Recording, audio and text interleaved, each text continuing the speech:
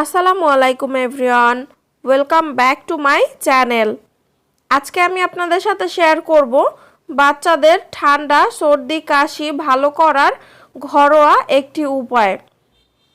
হঠাৎ করে বাচ্চার ঠান্ডা লেগে গেলে আমি এই রেমেডিটা ব্যবহার করি। খুবই কার্যকরী একটা রেমেডি এটা বাচ্চাদের ঠান্ডা সর্দি কাশি ছাড়ানোর জন্য।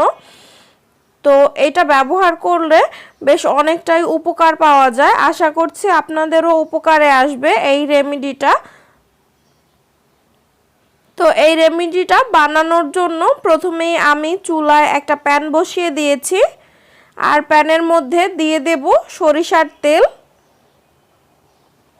আমি এখানে আমার পরিমাণ অনুযায়ী সরিষার তেলটা নিয়েছি, আপনারাও আপনাদের পরিমাণ অনুযায়ী তেলটা নিয়ে নেবেন। এই তেলটা কিন্তু বেশ কয়েকবার ব্যবহার করা যায়। এরপরে এর মধ্যে দিয়ে দিচ্ছি রসুন। আমি এখানে দেশি রসুন নিয়েছি, 5-6 কোয়া রসুন দিয়েছি। আপনারা চাইলে বড় রসুনটা 2 কোয়া বা 3 কোয়া দিতে পারেন।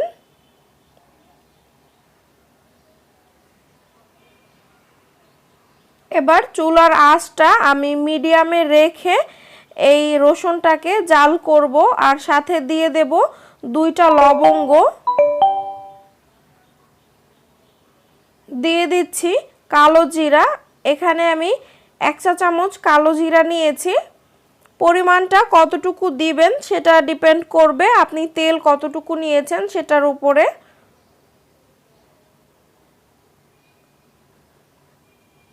এবার এই সব কিছু আমি খুব ভালোভাবে জাল করে নিব। আর চুলার আঁচটা কিন্তু বাড়িয়ে দেয়া যাবে না, এতে করে রসুন বা অন্যান্য যে উপকরণগুলো আছে সেগুলো খুব তাড়াতাড়ি পুড়ে যাবে। তো চুলার আঁচটা মিডিয়ামে রেখে আমি সব কিছু খুব ভালোভাবে জাল করে নিচ্ছি, আর রসুনটা ব্রাউন কালার হওয়া পর্যন্ত আমি অপেক্ষা করব। আস্তে আস্তে কিন্তু রসুনটা ব্রাউন কালার হয়ে যেতে শুরু করেছে।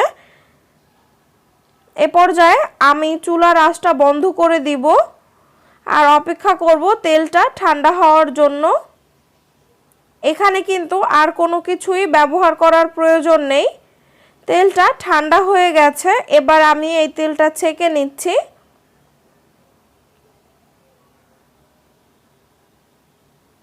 একটা ছাঁকনির সাহায্যে আমি তেলগুলোকে ছেঁকে নিব।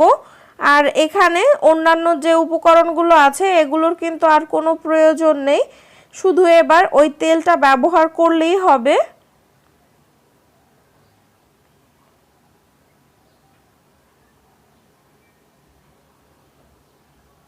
আর এই টোটকাটা আমি কিন্তু আমার বাচ্চার যে কোনো সময় ঠান্ডা লাগলেই ব্যবহার করি, বেশ ভালো কাজ করে এটা। আমি তো অনেক উপকার পাই। এটা ব্যবহার করলে নিশ্চয়ই আপনারাও অনেক উপকার পাবেন।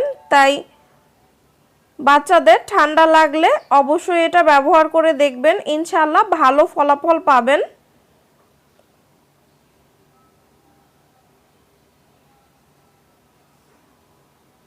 আশা করছি আমার আজকের ভিডিওটি আপনাদের ভালো লেগেছে, আর ভালো লাগলে অবশ্যই একটা লাইক দিয়ে দিবেন। আমার চ্যানেলটি সাবস্ক্রাইব করে পাশে থাকা ছোট্ট বেল বাটনটিতে প্রেস করে দিবেন, এতে করে নতুন নতুন ভিডিও দেওয়ার সাথে সাথে নোটিফিকেশন আপনার কাছে চলে যাবে, আর চাইলেই আপনি আমার ভিডিওটি দেখে নিতে পারবেন। আজকের মতো এখানেই শেষ করছি। সবাই ভালো থাকবেন, সুস্থ থাকবেন। আল্লাহ হাফেজ।